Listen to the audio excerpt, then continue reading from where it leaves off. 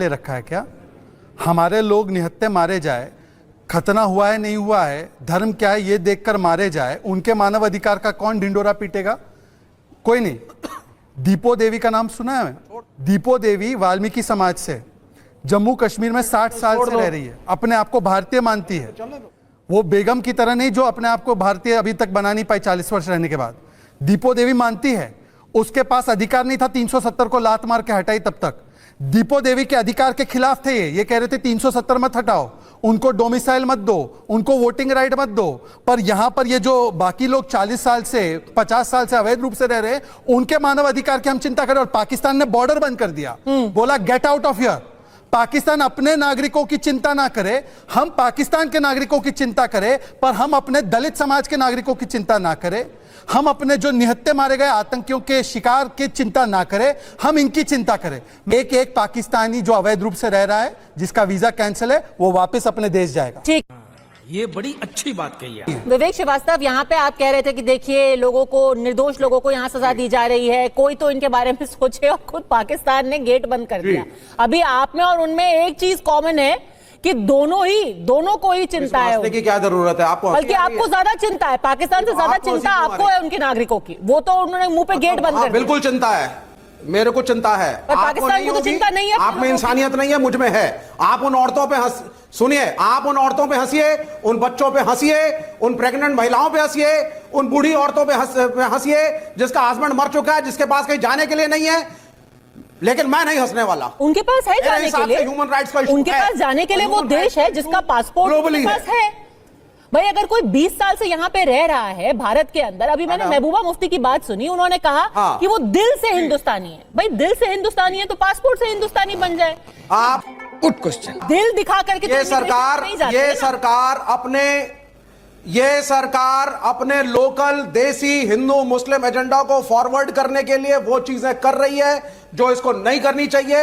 Human rights के हवाले से नागरिकों को वहां नहीं भेजा जाना चाहिए। कौन है ये पागल आदमी?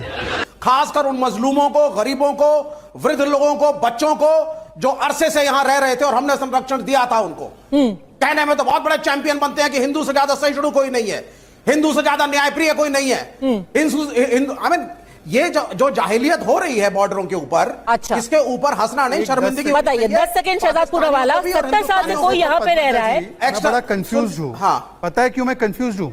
क्योंकि ये लोग बोलते हैं वैसे हर रोज की डिबेट में कि यहाँ पे भारत के मुसलमानों का रहना हराम हो चुका है। वहां के मुसलमानों को काहे परेशान कर रहे हो यहाँ पे रहकर मजबूर करने के लिए? पद्मजा जी, जितना जल्दी हो सके रुखसत कीजिए ना। सही पकड़े हैं। दूसरी बात, जो यहाँ के वाल्मीकि समाज के लोग थे, वो चाहे कितनी बड़ी डिग्री ले ले, उसको शौचालय साफ करना पड़ता था, उसको वोटिंग का राइट नहीं था।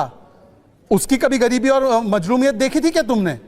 और लास्ट बात, ये ऑल पार्टी मीटिंग में बोलेंगे राष्ट्रीय नीति के साथ जो कदम उठाना है उठाइए सर, और यहां पर आकर वोट बैंक नीति पर पाकिस्तान के ऊपर कार्रवाई मत कीजिए सर, आतंकियों को बख्श दीजिए सर। अरे इनके अवैध नागरिक है तो उसको क्या करना है? क्यों रहने दीजिए, पलने दीजिए। अरे क्यों पलेंगे? हमारे रिसोर्सेस पे एक एक को वापस भेजा जाएगा। कान खोलकर सुन लो आप। विवेक श्रीवास्तव, जवाब दीजिए। क्या कर रहे थे 10 साल से? क्या कर रहे थे 10 साल से? बता देता हूं 10 साल से।